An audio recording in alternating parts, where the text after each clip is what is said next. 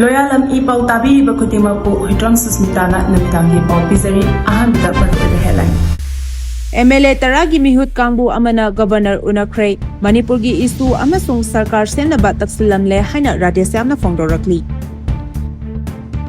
Manipur da thokliba wathok asigi matangda Fox ki mihut kangbu amana MHA ga Unakhre.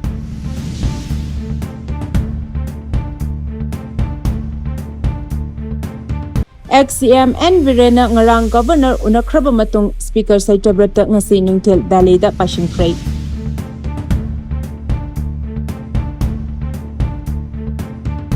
Pausandona Pijari. MLA taragi mihut kangbu amana Governor Unakhre Manipurgi isu amasung sarkar semnaba taksilamle haina radyasyamna fongdorakli. Tha asigi Kunsiroi Lily Festival hoba numita Imphal Ukhul Lambigi Gwaltabida Mari Suba Maha Regiment ki kangmuna pawmi team amada chathakiba thodok amaga mari lenana state asida hauzik oirakliba phibam amasung BJP na luchingba NDA gi sarkar amat nongna shembagalona mari lenana ngasi MLA gi mute kangbu amaga ras babanda chatuna Governorga Unakhre ngasi Governorga Unakiba aduda BJP gi MLA nipan MPP gi ama amasung independent ama yauki Governorga Unakiba aduga mari lenana Hairo Kendra gi MLA dadesam haikibada Gwaltabi thodoka mari lenana state asida hauzik oriba isu amasung anawba sarkar amasembaga mari lenana Governorda Unakibani state asida mi yamnasu popular government ama lehenba pamle NDA gi leriba MLA nifumari asinasu sarkar ama semba pamle Congress ki leriba MLA manga adusu sarkar shemba soidana pamlongani Assembly ki speaker gi maikede gi NDA gi MLA sing tongan tongana unaduna wari sanabada sarkar semba habasi Bulapki oina yanaraba wafam amani ngasi MLA tara romna Governor Unakiba adu MLA singi mihut ama oina Unakibani sarkar semba habasi pumnamak yanaribana ngasi Governorga Unakiba adu sarkar semnaba claim toba amani haina yaloba yai adubu BJP habasi National Party oibana chapchaba wareti central leader singna logadabani National Party oibana ekhoina toba ngamba amasung toba ngamdaba haibalei haina phongdokhi Governorga Unakiba aduda yaukiba Kaisamthong Kendragi Independent MLA Nisikan Sapamna haikibada ngasi Governorga Unakiba aduda state asida popular government ama shembaga mari lenana NDA da affiliate toba MLA kuni thoina sign toba document amasu submit tawrongki state asida popular government ama atubada laklagani habigi thazabalai Governorga Unakiba aduda atubada sarkar shemnaba yamna kana taksilamki Manipur da leriba NDA gi MLA khudimakna popular government amat lingba pami masida miyam sum apungfana support tawa pami lamdam asigi miyoi ayambana sarkar ama semba pamle madu makhoi gi su apamba oiduna ngasi governor da Unakibani Governor ga Unakiba aduda state asida hauzik odiba issue singi matangda su wari shanaki maru oina PR thambadagi hauzik odiba phibam amasong popular governor ama leiraba matamda lakadoriba ohongba kaya adugi matangda su wari sanaki haina su phongdokhi Manipur da thokliba wathok asigi matangda Fox ki mihut kangbu amana MHA ga Unakhre Haukiba chahi lising ani kulhumdoi dagi hauna state asida hauzik thokliba wathok kaya asigi matangda Ministry of Home Affairs na invite toropagi matung inna ngarang Fox ki president BMI mana luchingba mihut kangbu amana ministry asigi officer Singga unaduna wari sanakhre Union Home Minister ga Unakiba aduga mari lenana Fox na thadorakpa chairman haribadi unaba aduda Manipur gi hauzik odiba phibam asi hena kupna khangnabagi damak point kaya mayek singna thamki Sahi asigi March tarani thoida ministry da pisinkiba memorandum adugi machang oiba wafam singda yumpham oiraga Manipur gi hauzik odiba phibam asi hena wakhal Tanabagi damak point mangagi wafamda khanaba pukhapki Fox ki maikede thamkiba maru oiba point sing adudi moral reforming rationale for reforming farming de Daniel conceptual reforming and operational reforming asini Kuki Josing na chapchana sem saraga lisingani kulhumdagi me ahumdagi chatharaki ba irang asi Kuki zo miyam gi marakta maitai singna tamthiba lichat pa oina uhanaba honariba wakhalon adu lengak amasung security force na makhata na yengduna leirabadi thokliba irang asi hena khudong thiba amasung loisenba ngamdaba phibam mayok nagani Irang asi Inglisingani kulhumari gi loshilakba saruk phawgi manungda Kuki Josingna mangjongna ningthijana sem sa duna chatharakiba thodok adu center na kupna nainaba mathoktai Tholiba unkhanaba asi ikui kuidana Indo-Myanmar border da hongkhibaga loinana mafam aduda KNFB Fox amasong Maitei underground singi marakta khut thoknabagi paw leiriba asida takpadi thawong asi ngamkhai lana Myanmar amasong China gi khut yauraga chatharakpa oigeni habadu takli khulai paiba kaya khuki jogi group singna semjin chajenba wari sagatpaga loinana chatharaliba tactics technique processor amadi kuki zogi CSO singna wari sanabadagi handokhiba asina unkhatnaba asi henalushilhali pumnamak sing asi yenglaga hauzik leiriba phibam asida waroshin puraknabagi damak thabak yangshinba tawgadaba puram sing mayek shinghanba amadi makhatana pamdaba thodok thoktanabagi damak chap chaba thazaba piba mathautai haiba wafam thamki haina chirol aduda palli XCM and Virena ngarang Governor Unakhre matung Speaker Saitabrata ngasi nungthil Delhi da Khangkhre Anoba lengak ama semnabagidamakta MLA nifunipan lengdana leire haina ngasi MLA tarana Ras babanda chatuna Governor Ajay Kumar Vala unaruba matung ngasi nungthil pung amaga minute nifumanga taba matamda Manipur Legislative Assembly gi Speaker TH Saitabrata Delhi da Khangkhre Speaker na Delhi da kaukshin kiba asina Manipur gi Rajniti gi khongchata awanba ama lakani haina thajanari Pauche asina phangba paugi source ki matung inadi Speaker Saitabrata na Delhi da passion kiba asi Union Home Minister Amit Shah na karoppadagi ni haina thajanari Speaker gi Delhi khongchat asi Manipur da anoba lengak ama semnabagi matangda wa khanaba oigani haisu paugi source asina makhatari Paugi source asigi matung inadi Speaker Saitabrata na ngasi Delhi da chatliba khongchat asi anoba lengak ama semnabaga mari leinade mahaki lanai oiba thabak amagi damakta Delhi da chatpani hari loinana hauzik BJP gi MLA khara amasu Delhi da leiri hariba MLA sing asika Speaker Saitabrata ga anoba lengak ama semnabagi matangda wari sanaraba yai haina thajanari oirakliba phibam asida pauchi asina phangba tongan ba paugi source ki matung inadi ngasi nongmanini gi mamangda BJP gi MLA singi oiba mifam ama langthaba kendra gi mafam amada punduna hauzik wariba rajniti gi oiba matangda wa khanaki hari mifam aduda senior MLA sing yauna MLA tarani panromne saruk yakhi mifam aduna BJP amadi wakhalon manaba political party singi MLA sing punduna anobalu chingba ama khanabaga honabaga loinana anoba lengak ama semnaba watanaki hari loinana wakhalon manaba MLA tikun marigi list ama su puthoktuna khanaki hari masak maming di takthokning daba BJP gi MLA amana phongdoropagi matung inadi MLA singi mifam aduna tha asigi kuntrada BJP gi oiba MLA singi apunba mifam ama pangthoknaba hotnaba mifam aduda saruk yadaba MLA sing lebak miyamda lengak semba pamdabani haina laukthokna khanghanba madugi matungda wakhalon manaba MLA sing punduna lengak semnaba firep loba madu fawbada luchingba khanduna lengak semba ngamdrabadi MLA sing pham thadongnaba firep loba haina wakhanaki hari Paugi marak thatna Loyalam E-PAO tabiriba khudimakna channel asibu nungsibiduna like amadi subscribe tawbiduna subscriber masing hengat hanbada adomsu mateng pangbiyu Anoba lengak sembada anoba speaker khanba mathau tagani haina malem thongamna phongdorakli Anoba lengak semnaba MLA nifumarina honaraklibasi yamna phaba khongthangni mara chetpa lengak ama ohenaba kuki MLA taragi karimat leiri haibadu makhoi nifumarina khangdokpa mathau tagani Karigumba laibak phaduna anoba lengak ama semba taragadi mathau ningthina pangthokpa ngamba anoba speaker ama khanduna assembly mapangal kanhangadabani haina transgender social activist malem thongamna phongdorakli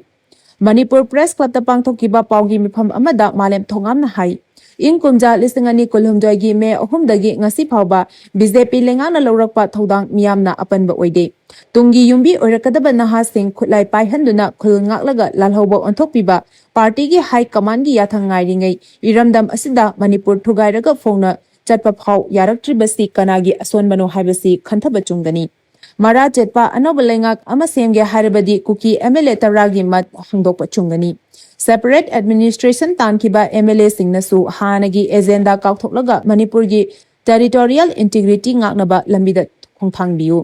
karigumba anoba lengak ama semba tarabadi hanagi speaker asi sindokpa chungani House ki power sizinaduna makhoi taragi mathakta action loba ngamkhidaba mathawna leitaba mioi amada speaker ohenba chumde haina mahakna makhatana phongdokhi Siroi Festival gi Gwaldabi da thokiba thodokka mari lenana Manipur gi Chief Secretary PK Singh na miyamda sengdorakli Tha asigi kunda ukrulda pangthokpa Siroi Lily Festival ga mari lenana Festival asibu coverage taunaba permission puba Manipur State Road Transport ki bus ta Manipur thaba wahai lawthoku haina ahum suba Maharajment ki personal singna athingba pi ki ba thodoka mari lenana Manipur ki Chief Secretary Prasant Kumar Singna miyamda sengdorakli Office of the Chief Secretary, Government of Manipur na thadorokpa Cherolamagi matung ina hairiba thodok aduga mari lenana State Government na ahumsuba Maharajment ki authority singda Manipur thaba wahai humjilu natraga lawthoku haibagi instruction pikiba leite. Thodok asina maram oiraga PR thamliba Manipur State ki miyamna thodok adubu yaningdaba utuna hauzik state asida akanwa mongda tongan ba demonstration tawduna khongjang kaya changsinduna lakli. Amaromda State Government su thodok adubu yamna china lobaga loinana State Home Department ki Commission na Home amadi Secretary IT na luchingba Enquiry Committee ama semduna thigatpa hawkhre. Committee asigi reporting akaknaba matamda State Government da pikhalaknaba su khangan kiba laikhre. Enquiry ki report asi hek phangbaga thodok aduda chenaba natraga lapses oihan kibada chenaba officers singi mathakta chapchaba action lokhatkani haina cherolasina phangdokni. Cherolasina makha taraduna hai thodok asigi matangda chapchaba enquiry report ama phangdriba phawba laibak thiba thodok adu karamna thokibano masida cheneriba khudimak chapchaba action lokhatkani haina miyamda khangalakhi thodok adu damaram oiraga Manipur gi praja miyamna akanba mawongda yaningdaba utuna chatharakliba khongjang sing asina maram oiraga housing state asida pamdaba thodok shin leptana thokli adubu pamdaba thodok shin yariba makhai thokhandana ba honabada state administration na security gi akanba checksin thorang sing lokhatpasu leptri haina cherol asina phongdorakli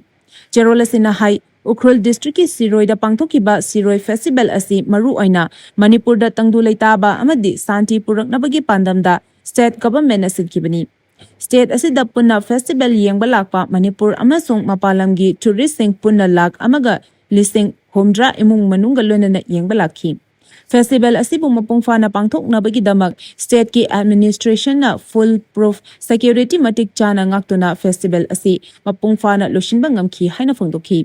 Makhatana hai me anigi thodok aduda lapses ohen khibasingi mathakta soidana makki chapchaba action lokhatkani hairiba action asi enquiry committee gi report laklaba matamda oithokani loinana asigumba thodok asi makhatana amuk hana thoktanabagi damak chapchaba thabak sing lokhatkani lebak miyamda khangbigadabadi state ki administration asina Manipur gi integrity kaihandana thamba amadi tungkoiba santi gi liklam yatpa asini haina cherolasina phongdorakli Laikhidraba athoba mayengbam keronjit ki maphamda maira thongmai katkhre Haukiba chahi lisingani kulhumdoi megi tang ahumda maitai singda chatharakiba kuki narco terrorist singi mathong huktaba lal mayokna bada laikhidraba ireibak iramdam gidamak thawaina pontha phikraba mayengbam keronjit maitai gi maphamda ngasi megi tang kunipan yumsa kaisa numit ki numidangda Manipur gi mapham ayambada thongalda mairaka thongmai katuna ikai khumnaba amadi mahaki thawai mirelna taibong mapugi leikolda ingna chikna leinabagi damak pangthokre Sugunu Kendra gi manung chanba mahaki pokna pamlamdamdasu mafam asigi apunba club apunba maira paibi sing amadi yamlaba miyam sing nasu laikhidraba athoba asigi damak heka laikat tamduna ikai khumnaba utpagi thoram ama pangthokre Magnitude 5.2 yauna Manipurda tangkak ahumlak thokna yuha hakhre Malemgi yuhar haganba lebak singi manungda ama oiriba Manipurda Haukiba ahing ngasi nongalamdai dagi paraga pung mapan phawgi manungda yamna thazadaba amadi angakpa mawongda tangkak ahumlak thokna yuha hakhre National Center for Seismology NSC gi report ki matung inna Manipurda tangkak ahumlak thokna yuha hakiba adu ahanbada Manipur gi Chuchampur district ta Indian Standard Time da ayuki pung amaga minute yankhai marida magnitude 5.2 yongna yuha haki Masigi matung anirak shuba oina ayupung aniga minute kuntaruk ram taba matamda magnitude 3.9 yona Manipur gi None district ta yuha haki. Loinana ahumlak suba oina amukasu Chuchampur district ta ayukipung taraga minute kulhumdoi taba matamda magnitude 3.9 yona yuha haki hari. Pau asina hai ahanba oina Chuchampur da epicenter oiduna hakiba yuha adu lemaidagi kilometer nifurom luthaba mafam amadagi haurakibani. Ani suba oina None district ta epicenter oiduna hakiba yoha aduda lemaidagi kilometer kunmanga rom tamak luthaba mafamdagi haurakibani Loinana ahum suba oina amuka hanna Chuchampurda epicenter oiduna hakiba yoha aduna leimaidagi kilometer 36 rom tamak lupthaba mafamdani hairi. Yoha haba aduda misimina amadi yum akai atoi nangkibagi paudi leite. Miyamgi luchingba khanbada chayetnaba leihangumsi party manungda afaba leader khanba ngamdrabadi miyamna khalaga pirasi haina Sujatana phongdorakli. Miyamgi luchingba khanbada chayetnaba leihanganu party manungda afaba leader khanba ngamdrabadi miyamna khalaga pirasi haina imagi mairagi president T.I. Sujatana phongdokre. Wafam asi ngasi imagi mairagi thongmisingna BJP Manipur Pradesh ki president unaba chatpada masamak unadrabasu vice president na chingbaga unaraklaba matungda major khulda leba Manipur Press Club ki thangjing holda pangthokiba pawgi mifam amada phongdokhibani.